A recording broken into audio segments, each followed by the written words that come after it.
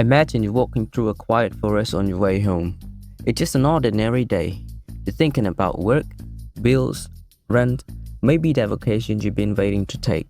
Then, suddenly you notice something unusual lying between the trees. It's a suitcase. You look around, nobody is there. You walk closer, pick it up, and open it. And inside, cash. A lot of cash. You start counting. $100,000, $300,000, $500,000, and then you realize there's 1 million sitting right in front of you. Now, let me ask you something. What would you do? Would you report it? Would you leave it exactly where you found it? Or would you close the suitcase, take it home, and tell yourself, today is my lucky day? Well, let's imagine you decided to take it, and that's where our story begins. At first, everything feels incredible. You take the suitcase home and lock the door. You look at the money again. You touch it. You count it again. $1 million. You start imagining what your life could look like. No more waking up at 6 a.m. No more annoying meetings. No more worrying about bills. Maybe you buy a nice house. Maybe you buy a new car. Maybe you finally travel around the world. Maybe you invest some of it and live comfortably from the returns. You start thinking, I work hard my whole life. Maybe I deserve this. And that's the dangerous part. Because the money doesn't look dangerous. There's no label saying, warning, criminal money. It doesn't come with a police sirens. It doesn't come with a criminal standing next to it. It's just a suitcase full of money.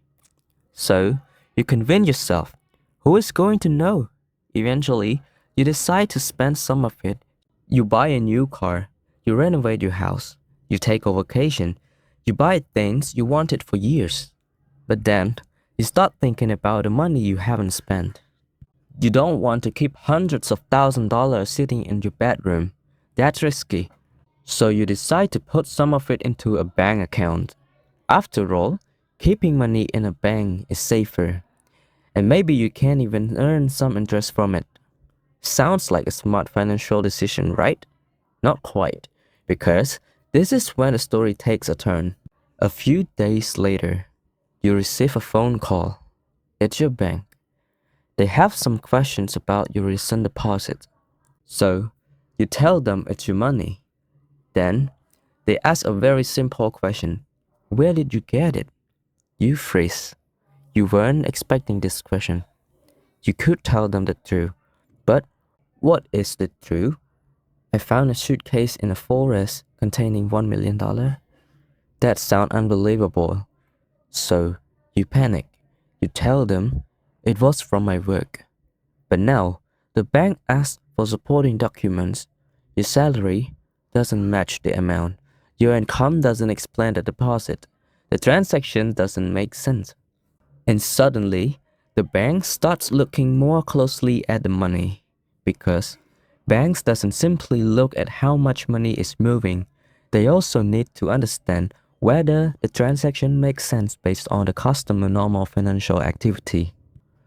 When something doesn't make sense, it can raise questions.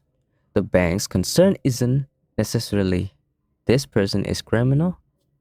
The concern is, where did the money actually come from? And then, something even worse happened. The money is connected to a criminal investigation. You had no idea. You didn't rob anyone. You didn't sell drugs. You didn't commit fraud. You didn't even know the person who originally owned the money.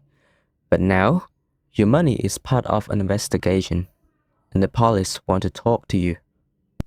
Now imagine sitting across from an investigator. They ask you, where did you get the money? You feel your heart beating faster. You know exactly where it came from, but you're scared to tell them. You're thinking about everything you already bought. The car, the house renovation, the vacations, the money sitting in your bank account. And then you think, what if they take everything? So, you repeat the story you told the bank. I earned it from my work. But the investigator asked for evidence, employment records, income records, bank statements, anything that proved where the money came from. You don't have it because it wasn't your money in the first place. And now, your original decision is creating another problem. You didn't just take the money, you lied about where it came from. You're no longer simply thinking, can I keep this money? Now you're thinking, how do I explain this? And that is a completely different problem. At this point, you start to understand something. The $1 million didn't make your life easier. It made your life more complicated. You can't sleep properly. Every phone call makes you nervous. Every knock on the door makes you wonder if someone has come for you. You look at the car you bought, and suddenly it doesn't feel like a luxury anymore. It feels like evidence. You look at the money sitting in your bank account, and instead of feeling rich, you feel trapped. Then, the investigator asks you one more question. Tell us the truth. Where did you get this money? You sit there quietly. You realize you have two choices. You can continue lying and hope the story somehow survives, or you can finally tell the truth. So you take a breath and say, I found a suitcase in the forest. I opened it. It was full of money. I took it home, and I knew I should have reported. But I wanted to keep it, and I was afraid. For the first time, you tell them everything. You don't know what will happen next, but at least you're no longer building another lie on top of the first one. Now, does telling the truth magically makes everything disappear? Of course not. Real case depend on the fact, the jurisdiction, what the person did with the money, whether they knew or suspected it was connected to the crime, and many other circumstances. But there is an important lesson here. The safer decision would have happened at the beginning, the moment you found the suitcase, not after spending the money, not after depositing it, not after lying to the bank, not after being questioned by police. The best moment to make the right decision was when the suitcase was first opened. Because once you start using money that isn't yours, the problem can become much bigger than the money itself. And then there's another important point. Money laundering isn't simply about someone physically carrying dirty money around. Criminal proceeds can move through different transactions, accounts, businesses, purchases, or on other channels in an attempt to disguise their origin. That's why financial institutions pay attention to unusual transactions and the source of funds. The question isn't only, how much money is this? It's also, where did this money come from? And that's why our story matters. You might think the biggest risk was finding the suitcase. It wasn't. The biggest risk was what you decided to do after finding it. The moment you took the money, you created a connection between yourself and something you knew nothing about. Then you spent it. Then you deposited it. Then you lied about it. One decision created another, and suddenly, that $1 million that looked like freedom became the thing causing you the most fear.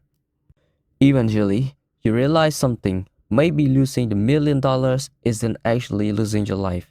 Maybe going back to your normal job isn't the worst thing in the world. Maybe waking up early, complaining about your boss, paying your bills, and living in an ordinary life is actually pretty good. Because there is something money can't buy, peace of mind. You would rather have a normal life with money you can explain than a luxury life constantly wondering when someone is going to knock on your door.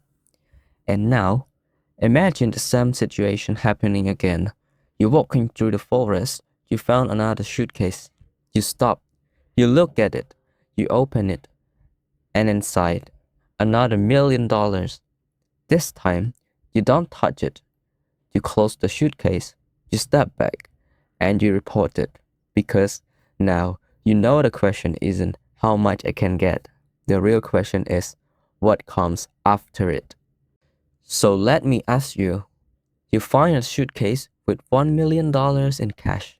Nobody is watching. You don't know who owns it. what would you do? Would you take it and keep it? Would you take it home and report it later? Would you leave it exactly where you found it and report it? Or would you do something completely different? Tell me your answer in the comments. And be honest, because there is a big difference between saying what you should do and what you think you would actually do with $1 million is sitting right in front of you. And here's the lesson I want you to remember. Before you ask, can I keep it? Ask yourself, what comes with it? Because sometimes the most expensive thing you can take home isn't the money. It's the problem that comes with it. And if you ever find a second suitcase, please don't put it in the bank. Report it. Your future self will probably thank you. I'm Jaco. Stay sharp, stay curious. See you in the next one.